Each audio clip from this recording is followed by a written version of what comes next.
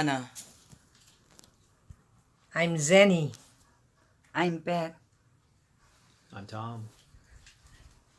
I'm Robbie. I'm Charles. I'm Sophia. I'm Jane. I'm April. I'm Patricia.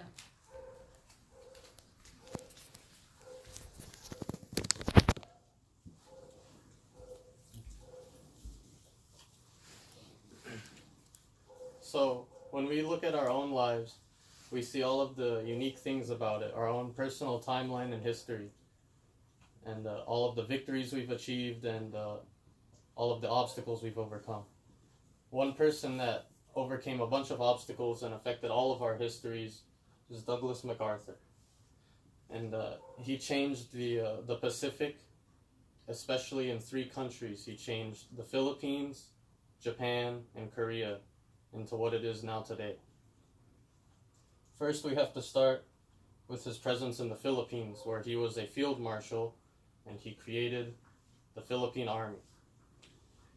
From 1935 to 1938, he aided President Quezon with the creation of the Philippine Army under the U.S. Army. But his cries for help went unheard when he needed reforms on the military and money, and nobody came to his aid. So eventually he retired from the U.S. Army and just stayed in the Philippines to be President Quezon's personal advisor for the military. But at the brink of war, World War II, America was about to join any second. And he was recalled by President Roosevelt to become a major general and re-enlist the Philippine Army in order to defend the Philippines. Soon he became lieutenant general just before Pearl Harbor was attacked and garrisoned the Philippines and eventually defended it down to his last man, where he was soon told to retreat by President Roosevelt. When he went to Australia, he became the supreme commander of the army in the Pacific, the Southwest Pacific. And he would soon push up through New Guinea all the way to southern Philippines in 1944, where he gave his famous speech that he would liberate his beloved Filipino people.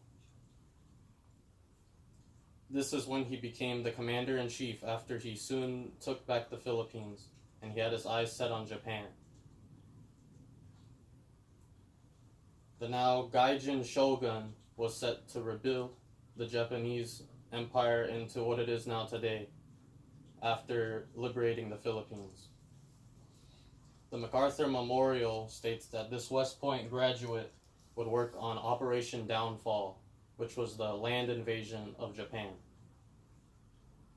It would involve the USSR taking Manchukuo and the 2 atomic bombs that dropped, Hiroshima and Nagasaki.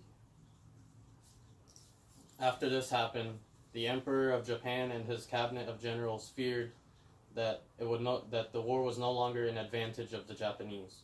And so they signed the Instrument of Surrender on the USS Missouri, which Douglas MacArthur accepted. The Australian Dictionary of Biography says that he would now become responsible for the rebuilding of Japan and the creation of democracy. And this would be among the countless awards he received, according to the Encyclopedia of Arkansas History and Culture. He would create a demilitarized, decentralized, and democratic state of Japan. One way he did that was with this picture. This is him next to the Emperor Hirohito, showing just how their godlike emperor was actually puny in comparison to Douglas MacArthur himself. The picture was actually banned in Japan, but Douglas MacArthur himself re-signed it. He used the emperor as a puppet in order to rebuild the infrastructure and settle in democracy into the new state. The Association for Diplomacy, Studies, and Training says that the general tended to be suspicious of the state, and he used his power limitlessly in order to recreate Japan.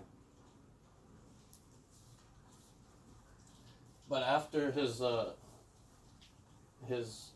rebuilding of Japan in secret, he was called once again by the U.S. military to help in the Civil War of Korea. During this time is when his risky push would be made, and it would eventually lead to his firing and demise from the U.S. Army.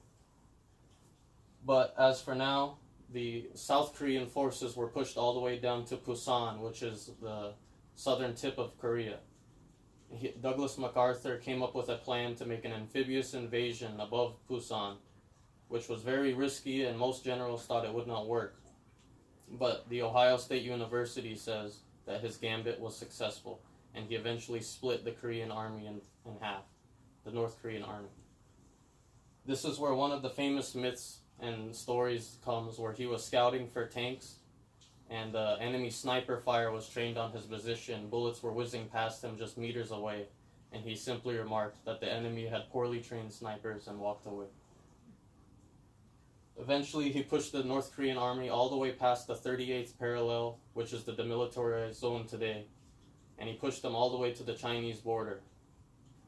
This angered the Chinese, and they sent hundreds of thousands of troops into the Korean War, which is where Douglas MacArthur's controversial plan came, to use 50 atomic bombs to separate China from Korea with a wasteland of radiation. Truman didn't recognize this and saw it as a stretch of his powers and eventually fired Douglas MacArthur.